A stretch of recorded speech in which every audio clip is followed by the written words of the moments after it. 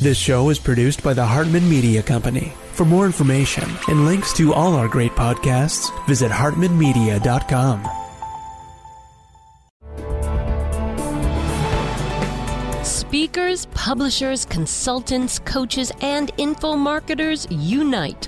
The Speaking of Wealth Show is your roadmap to success and significance. Learn the latest tools, technologies, and tactics to get more bookings, sell more products, and attract more clients. If you're looking to increase your direct response sales, create a big-time personal brand, and become the go-to guru, the Speaking of Wealth Show is for you. Here's your host, Jason Hartman. It is my pleasure to welcome Matt Earl to the show. He is with Reputation.ca. They are a Canadian company, and you all probably know my story by now. I had quite a big story of a terrible, really difficult journey I went through for 4 years, litigating a case where a competitor was trying to absolutely destroy my business. What they did was so awful. We did an entire show on that topic where my lawyer was on with me and talked about the whole case and so forth. But fortunately, it turned out well. We won a huge jury award, which was about $50 million plus about $12 million in statutory interest, totaling about $62 million. They later hacked it down a bit to $28 million plus interest, and we're still litigating. It's not much fun to litigate, but sometimes it does work out well. And I call this the crime of our time, because in today's world, with modern communication systems and really not much accountability at all, this is something that is probably going to affect everybody at some point in their lives. So that's why I wanted to bring Matt on and discuss this topic, because I think it's just a really important topic.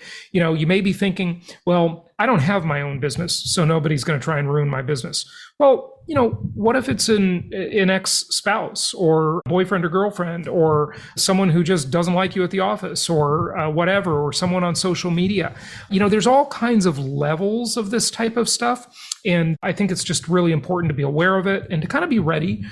So when it does affect you at some point in your life, you'll at least have some knowledge about it. Matt, welcome. How are you? Pretty good. Thanks for having me. Good to have you. And where are you located exactly? We're located in Toronto, Ontario, Canada. So fantastic. Here. Good stuff. Well, tell us a little bit about the problem and then how you fix it. So basically, there's a number of different ways to have your online reputation damaged or affected. What that usually amounts to is when someone researches you, they go to Google, they write your name or your brand or your business. There's bad, negative, false, defamatory information coming up when you're researched, or you just don't like it and you want to change it. So what we do is, the first thing we always try to do is delete content. So there's a bunch of websites and hundreds of different tactics to get content deleted, and sometimes that works. I would say maybe 20% of the time we're able to just get the content deleted, and then very quickly Google removes it once it's not live anymore and it's gone. But most of the time it's on news sites, government sites, other sites that you can't get things deleted from. So there's a distinction there between Google de-indexing something, and then of course there are other search engines, Google isn't everything, and it being taken down at the native source, right? Do you want to make that distinction? Yes, correct. So there's a bunch of different ways to get Google to remove it from the index, which removes it from your life. It doesn't affect you very much, but sometimes Google will make a decision to remove it, but if you went to the actual website, it would still be live. So that sometimes happens, but if the website deletes it just within a matter of time, and you can hurry this up and accelerate it to a day or two, Google will remove it from the index if it's a dead link. Yeah, and here's another thing that's interesting to understand. In litigating this 4-year case that we litigated, we subpoenaed Google. We sent out lots of subpoenas. We hired investigators, expert witnesses. It was a very complex commercial litigation. And Google really puts up a lot of roadblocks. I mean, they are an evil company. And it's interesting that their prior mission statement was don't be evil, but they're so evil. And the thing is, there's a huge conflict of interest here because Google loves this. Okay. So for example, if you're a lawyer, okay, and you have someone who's gone online and written a bunch of defamatory content about you, which may be well-deserved sometimes, but just say it's there, right or wrong. I'm not being a judge here. I'm just saying it's there. Well, Google can run ads around that content. And if that content's not there, they lose ad revenue. So there is a huge conflict of interest here. And I hate how these companies can hide behind the very improperly named Communications Decency Act, the CDA, because there's nothing decent about that act, okay?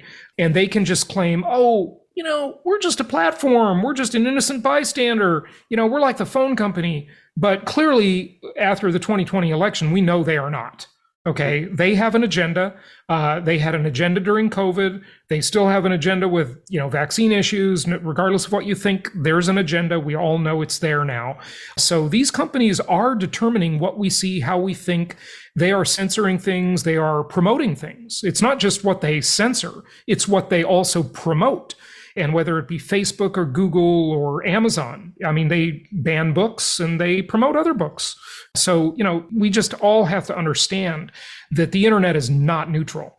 Okay. It's controlled by big giant corporations with their own very greedy agendas. So I just wanted to put that out there because it affects this removal possibility, right? Yeah. I mean, I totally agree with what you're saying. Like, I think they're publishers. That's the critical difference is they're sort of saying we're some impartial system of pipes and tubes, and that's BS. It happens electronically, but they show many of the different characteristics of publishers. Another interesting way to look at it is if you go to DuckDuckGo. And what you mean there, just let me, for the audience, let me tell why that matters, okay?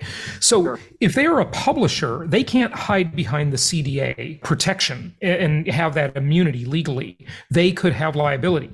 If you're the New York Times and something is in your newspaper, you're liable for it. Okay, these tech companies, though, got exempted from that in the early 90s with the Communications Decency Act, and that is so wrong. The whole thing needs to be overturned. It's a completely unfair advantage they have. So that's why it matters. Go ahead. Yeah, absolutely. Like their text, they do a lot of things that require editorial discretion, and they apply that editorial discretion, and they're publishers by that definition. Right. If you go to DuckDuckGo and research subjects, this is how you can tell it's not just like a machine. You go to DuckDuckGo and research different subjects. And we've had the founder of DuckDuckGo on the show, by the way, nice. Just so you know. Yeah. Excellent. If you research political subjects, you'll see like an alternate, and you can say this is just a machine, but you read the 10 results and you get one impression, and then you read the 10 results on Google and you get a different impression. And you start to do it 100 times across a whole bunch of different subjects. And you're like, there is a bit of a pattern here. And, in that way, I think that Google is a publisher. But yeah, back to the subject at hand, you deal with Google and you can get stuff removed from Google's index. Like at the conclusion of your court case, sometimes what the judge will do is say, Google has to de-index this content. Like the judge will actually write that in the judgment. And sometimes the publisher, like the website or blog or whatever that actually has the stuff posted, doesn't have to remove, there's no way to force them to do it if it's published in China or something like that. Yeah. And by the way, even if the judge makes a ruling like that, Google sometimes will fight those rulings. Yeah. Just to be evil. I mean, literally, they will say, no, we have a right to keep it up there. And if you think you're going to go up against Google with their army of lobbyists, their monumental legal budgets, because they're just overfunded companies. I mean, all these tech companies are just totally overfunded and have a completely unfair advantage in culture. It's just not going to happen, So yeah, go ahead. Yeah, I totally agree. You're not going to be able to win that. And Yeah. So Google will sometimes not remove it. I think one of the things going into their decision is the end user. They're trying to represent their users. Like they have a bunch of different clients, the people who pay them, but they also have to be the most useful search engine. And the truth is, people want to read this gossipy nonsense. Like whatever was said about you, people, there's a whole bunch of people who kind of want to read that. And so Google wants to connect its audience with that content, even though it's irresponsible and it shouldn't be there. And they're a publisher who should be held accountable for making that connection. The individual user does want to find that content, probably. Right.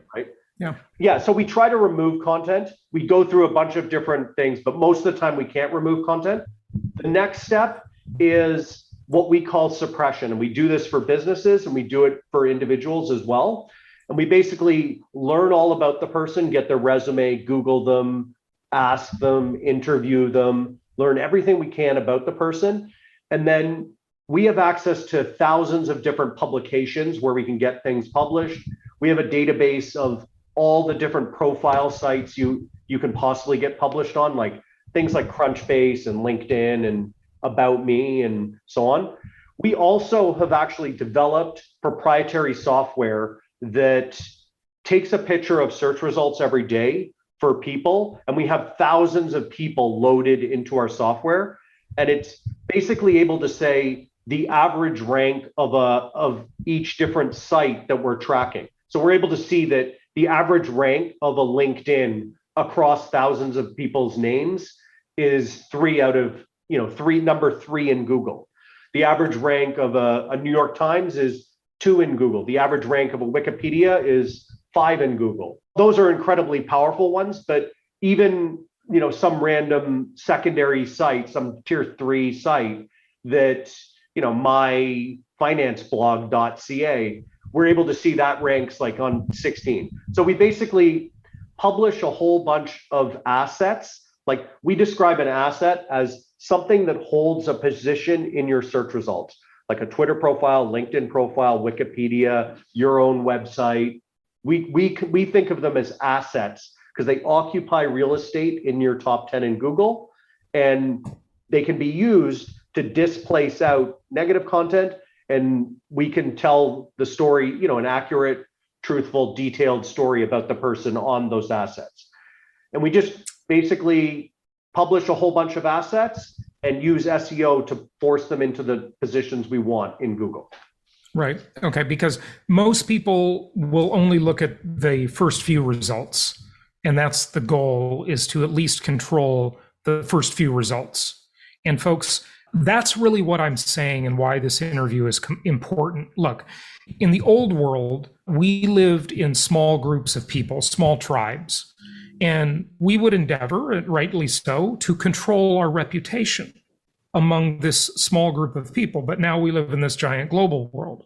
And so we still have to do that. We have to control our reputation to whatever extent possible so that some evildoer can't just attack it and take control of our reputation, right? Certainly what you should do, everybody listening should do this, they should buy their name as the domain name, right? I mean, that's probably obvious by now. Most people have done that, hopefully. What I did years ago, which was a very smart decision, which helped me with this case quite a bit, is I trademarked my name.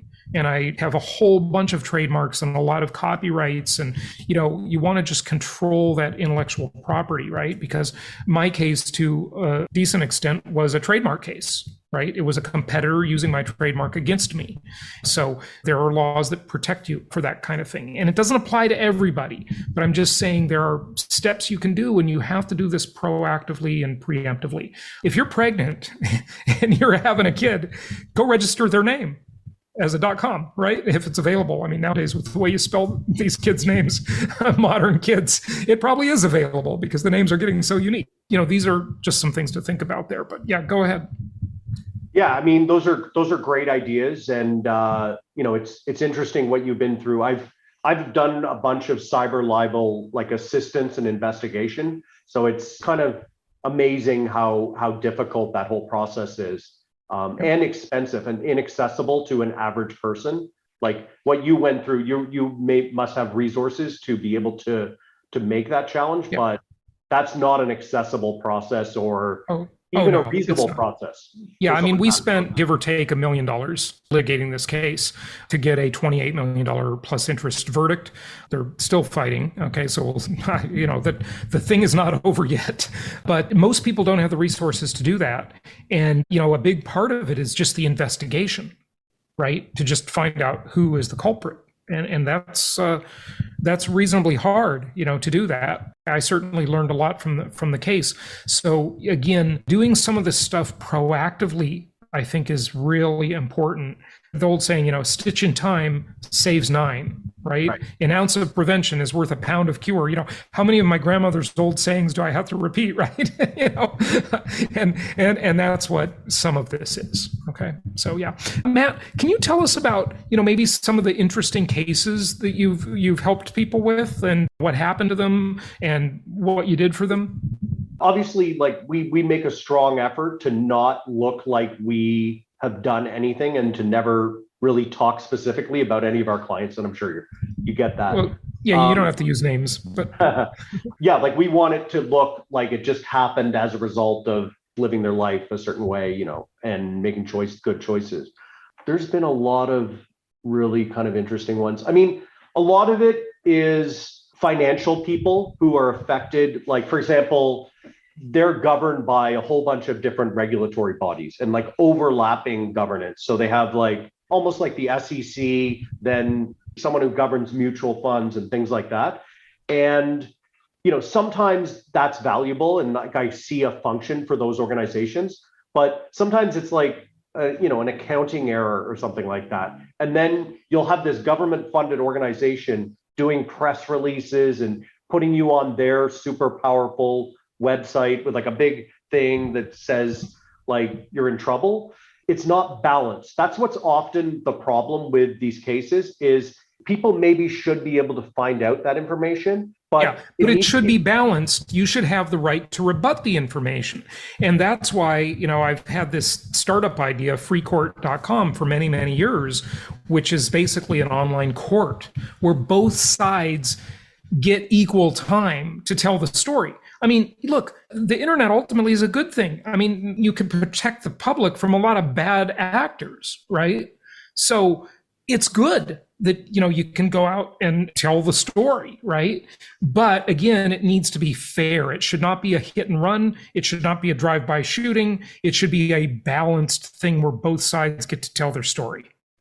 I agree. And like Google fundamentally is flawed in presenting like a complete and balanced picture of people. Yep. People have a natural kind of interest and excitement around kind of negative, salacious information. And so, it doesn't tell the entire story about someone. You Google them, they made one mistake and had a girlfriend who was mad at them or something like that. But, they spent 99% of their life living a good life. They volunteer, they're a good businessman, etc. And look, people are flawed. I mean, they can screw up. Okay, we've all screwed up on stuff for sure too. But and it's not like that should follow you for your entire life. And in the European Union, or at least in France, I think it is, I'm not sure, you have this like right to be forgotten law. And I don't know if that's even still around or what the status is, but I think their deal is like after 3 years or something, it just goes away. It has to be taken down. And there should be things like that too, right? And, if you think of people that get in trouble with the law and go to prison, right? Once they've served their time, they paid their debts to society. It's time to let them move on and try to be productive members of society, right? There are things like this that the internet just doesn't do right. And I think that's why you have a business, and I'm sure it's a good business, right? We have clients where they have a problem from 2002. They've 20 years ago, and it's still haunting them, right? Years ago, these newspapers have just started to realize that you can take all the old content that was like on paper newspapers and like regurgitate it into web ready content. And that's great for them because they've got a whole bunch more SEO traction. Yeah, they'll get all sorts of random hits on all these old subjects. And someone is like, oh my God, this unfair, news article from 35 years ago now ranks for my name, and my grandkids are asking me about it. So, God, yeah. it's not fair. Well, where do we go from here? What do we do next? And just give people some advice that they can actually take action on.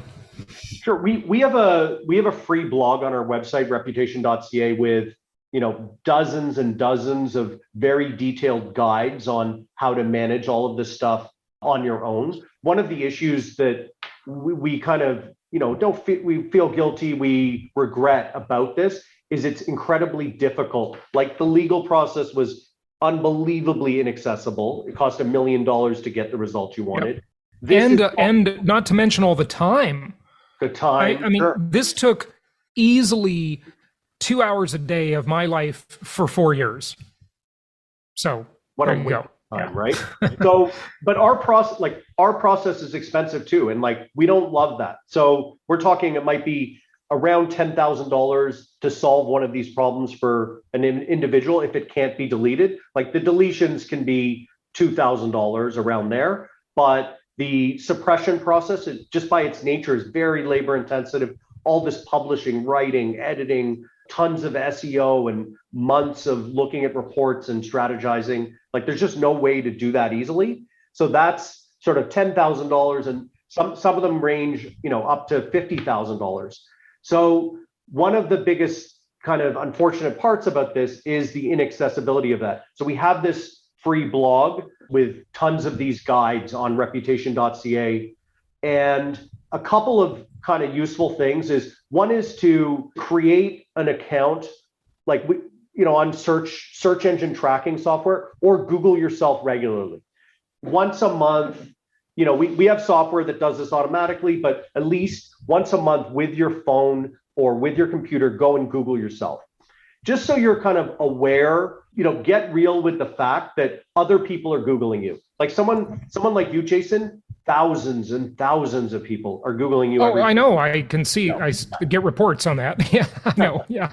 There you go. So you're super aware of this, but even an average person, say they're dating every woman or man that they meet. Right. These some of the more prominent people, it's their caterer, the person at their kid's school, everyone they do a deal with, everyone waiting in their waiting room to meet with them. Thousands of, it's so easy, right? You just get out your phone and write the person's name. You can get a bunch of information you can use. So people are Googling you. You need to be aware of what's coming up. And once by the way, we should mention something here, Matt. You also have a problem with all the other people that have your same name, because you may not know them. You probably don't know them. You probably don't know anybody who has your exact same name, right? But they can hurt your reputation because people think that's you, right? So that's another problem. That's absolutely, that's an interesting one because it's sort of more unfair to people with more unusual names.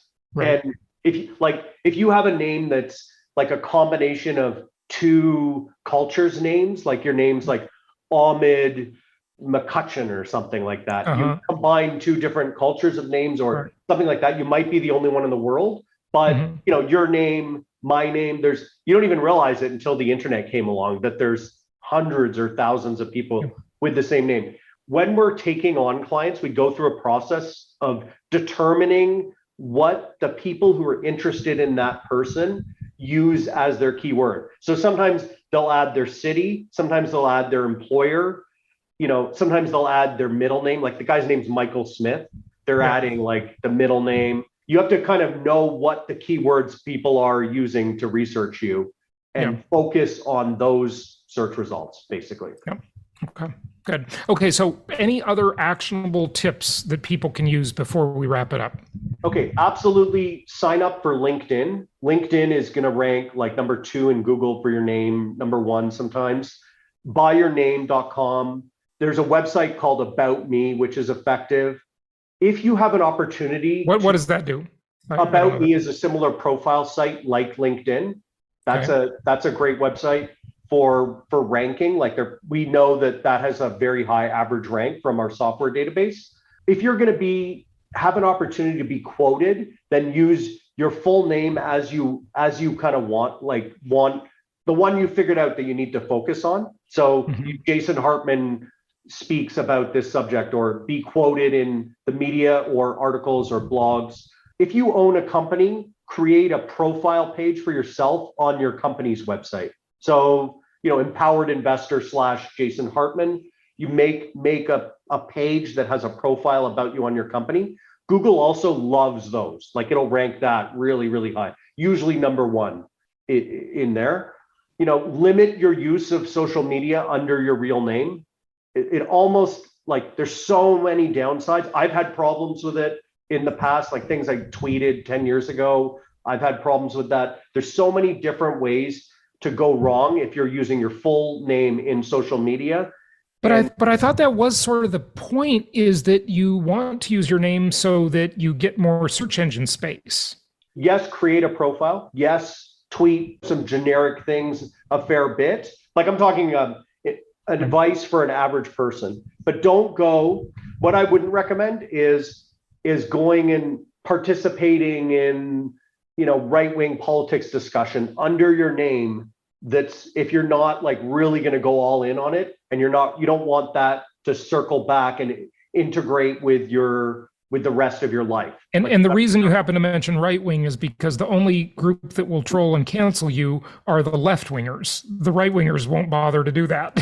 If you are doing the left wing politics thing, it's ridiculous. There seems to be a pattern with that. I mean, I call it it's a type of vandalism. Like who's more likely to go smash a store window, right? Right. Like, anarchists, not people who love order and so on. So yeah, good point. Create a bunch of profiles in things you can control that create a good image. Use your full name. Those are some decent first step tips. We have a lot of kind of detailed guides in our blog and in our learning center, but those are some good ideas.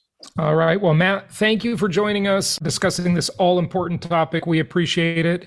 Everybody, I hope this was helpful to you. Thanks a lot, Jason. I really appreciate the opportunity. Thank you so much for listening. Please be sure to subscribe so that you don't miss any episodes. Be sure to check out the show's specific website and our general website, hartmanmedia.com, for appropriate disclaimers and terms of service. Remember that guest opinions are their own, and if you require specific legal or tax advice or advice in any other specialized area, please consult an appropriate professional. And we also very much appreciate you reviewing the show. Please go to iTunes or Stitcher Radio or whatever platform you're using and write a review for the show. We would very much appreciate that. And be sure to make it official and subscribe so you do not miss any episodes. We look forward to seeing you on the next episode.